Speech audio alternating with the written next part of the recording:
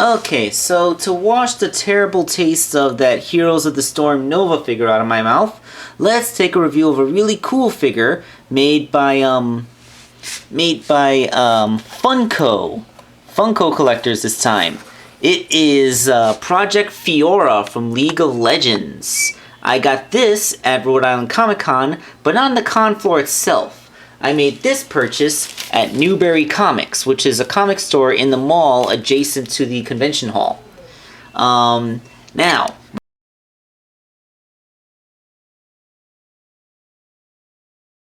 right off the bat, this is already doing better because it's in much more collector-friendly packaging.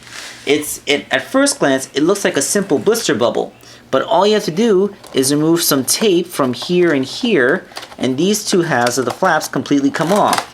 Then, the card neatly comes down, is only very lightly glued in the top, and the figure can easily be removed. There we go. Revealing our awesome Cyber Ninja Lady in the packaging. Yeah, very minimalistic packaging too. Just Fiora and Zed, and then this really cool image of the character, which is admittedly awesome. But you know, like if you're not a fan of the if you're not a fan of League of Legends who's already familiar with the character, then the packaging isn't really interested in telling you. Alright, so let's get everything situated up and properly review the toy.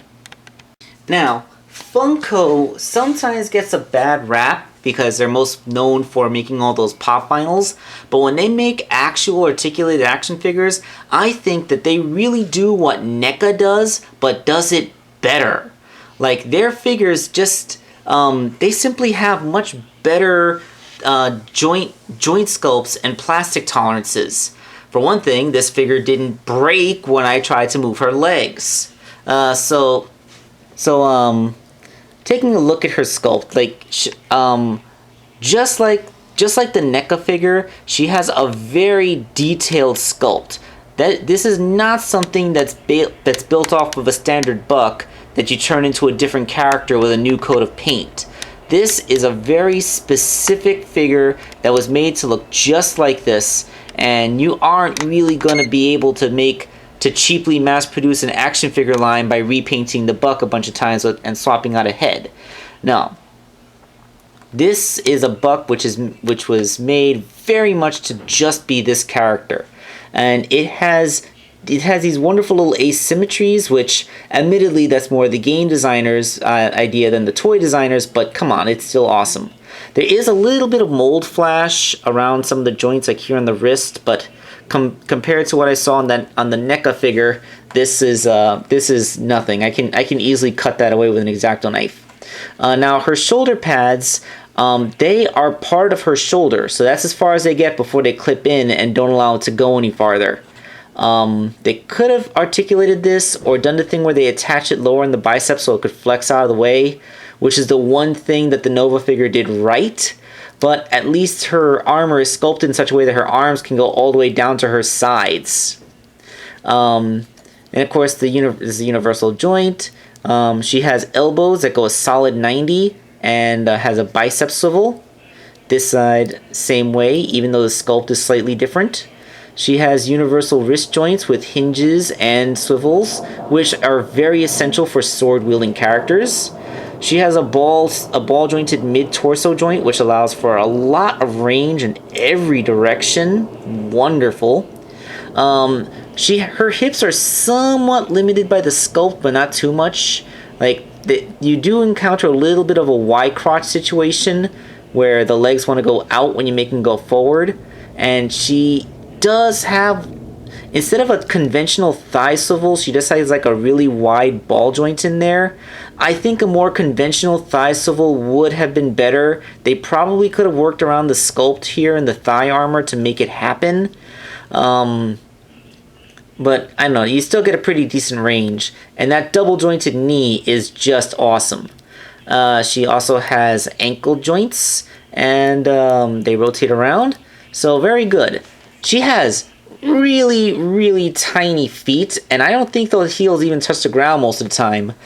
despite this, I've still gotten the figure is still well balanced enough that I've gotten her to stand quite easily in many positions.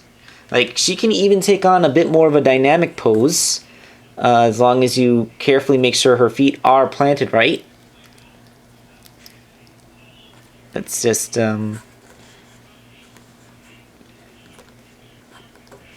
remember, I'm doing this on a chair, not a table, so it's not a completely flat surface. Hold on, jump cut. That took a bit of effort. Her knee joints are a little bit loose. I think a little bit of floor polish can fix that. But despite the tiny feet, the figure is well balanced and not top heavy enough. So she can stand in pretty cool dynamic poses. Now she comes with but a single accessory, and it is this incredibly badass saber sword. Seriously, she kind of looks a little bit like how Raiden looked from Metal Gear Solid Revengeance. like the whole cyborg ninja thing going on.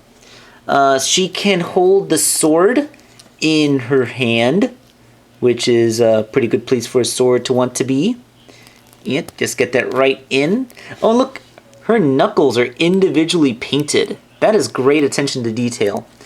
And the stem of her hand is actually a ball joint. So she has a ball jointed wrist on top of a hinge. Now, we do get a little bit of the Heroes of the Storm problem in that the hilt of the sword design prevents it from, it kind of clips into her forearm a bit, but not to very extremes. She can still look pretty natural while she's holding it. And because of how well articulated her arms are, she can actually take on two-handed poses. See that? That's called making your accessory so that the figure can actually hold it properly. Gotta plug in the battery. Alright, that's all plugged in. So despite not being familiar with League of Legends, this figure is just cool looking enough to make me want to get it anyway. The great cyber ninja aesthetic combined with the fantastic articulation and surprising balance despite the tiny feet just makes it a really appealing figure that would look great in any collection.